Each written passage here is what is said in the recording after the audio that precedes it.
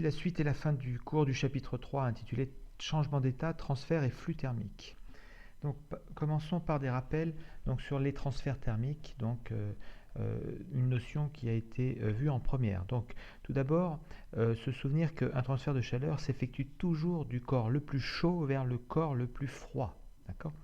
Ensuite, on peut rappeler qu'un transfert thermique s'effectue selon trois modes qui peuvent être la conduction thermique, c'est-à-dire un transfert thermique de proche en proche, sans transport de matière. C'est le seul mode de transfert dans les solides. La convection, qui est un transfert thermique par mouvement de matière, on parle de courant de convection dans un gaz ou dans un liquide. Et enfin, le troisième mode de transfert, c'est le rayonnement, qui est un transfert d'énergie par ondes électromagnétiques qui sont émises par le corps chaud. Et c'est le seul mode de transfert qui peut avoir lieu dans le vide. Passons ensuite à la partie 4, flux et résistance thermique. Alors considérons une paroi avec deux faces, à température différente, une face à la température T2, une autre à la température T1.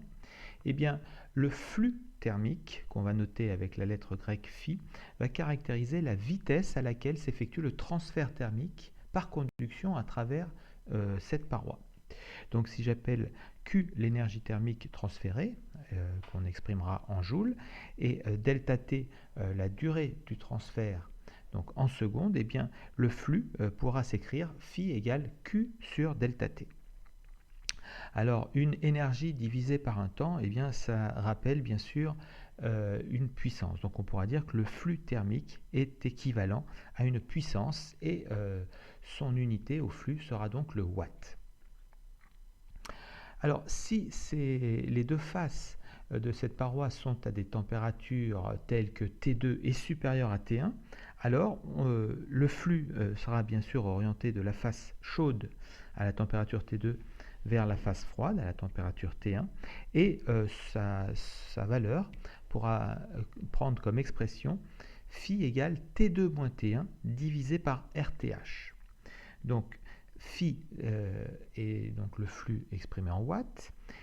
T2 moins T1 sera l'écart de température exprimé en Kelvin ou en degrés Celsius, puisque un écart est identique en Kelvin et en degrés Celsius. Et RTH, RTH sera ce qu'on appelle la résistance thermique de la paroi, et son unité sera donc en Kelvin par watt. Parlons donc de cette résistance thermique dans une partie 4.2. Donc la résistance thermique d'une paroi va indiquer sa capacité à s'opposer au passage de la chaleur. Donc la résistance thermique va dépendre d'abord du type de matériau qui compose la paroi, de l'épaisseur aussi de la paroi et enfin de la surface S de cette paroi. Donc son expression à cette résistance thermique sera de la forme R égale E divisé par lambda fois S. Donc la résistance thermique s'exprime en Kelvin watt moins 1, on l'a vu. E c'est l'épaisseur exprimée en mètres, S la surface exprimée en mètres carrés, et lambda, lambda sera une caractéristique du matériau utilisé qu'on appelle la conductivité thermique, et son unité sera les watts mètre moins 1 Kelvin moins 1. Parlons donc un petit peu de la conductivité thermique. Donc la conductivité thermique qu'on note lambda d'un matériau, exprime sa capacité à conduire la chaleur. Donc je prends par exemple deux matériaux bien différents d'un point de vue thermique. D'une part des casseroles en cuivre et d'autre part de la laine de verre. Pour par exemple les casseroles en cuivre, donc qui sont des bons conducteurs thermiques, la conductivité sera élevée et la résistance thermique sera au contraire très faible. Enfin, pour la laine de roche ou laine de verre, qui est un bon isolant thermique bien sûr, la conductivité est faible. La laine de verre ne conduit pas bien la chaleur, au contraire, sa résistance thermique sera élevée. Passons maintenant à la résistance thermique d'une paroi constituée de plusieurs éléments.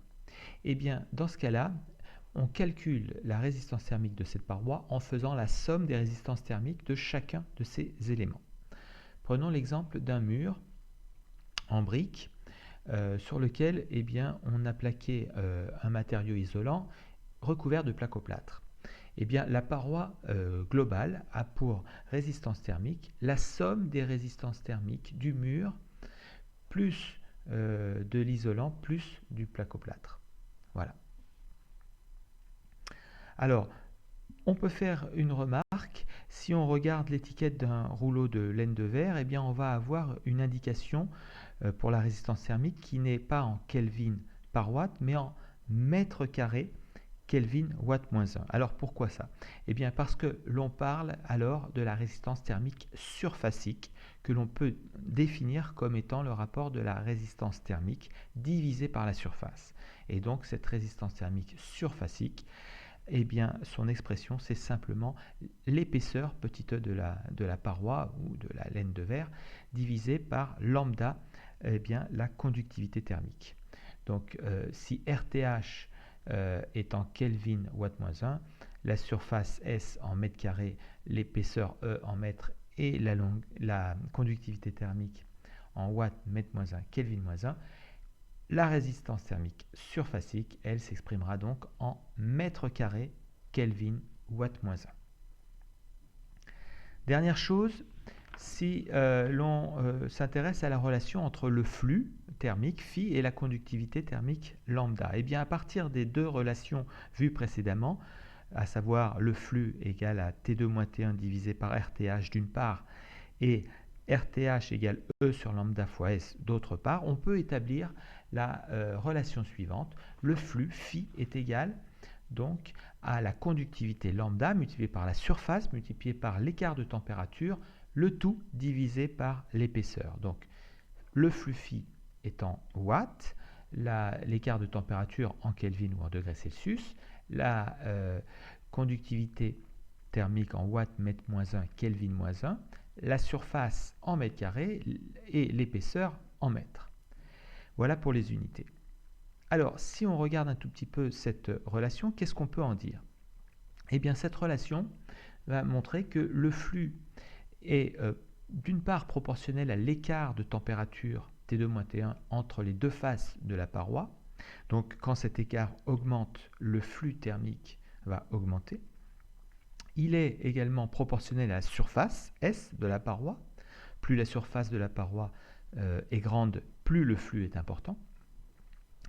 Il est inversement proportionnel à l'épaisseur petit e de la paroi. Donc plus la paroi sera épaisse et plus le flux ou les déperditions de chaleur seront faibles.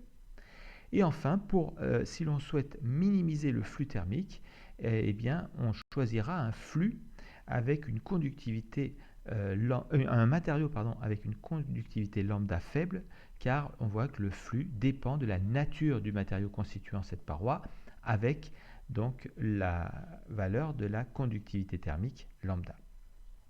Voilà, c'est tout pour aujourd'hui. Bon courage.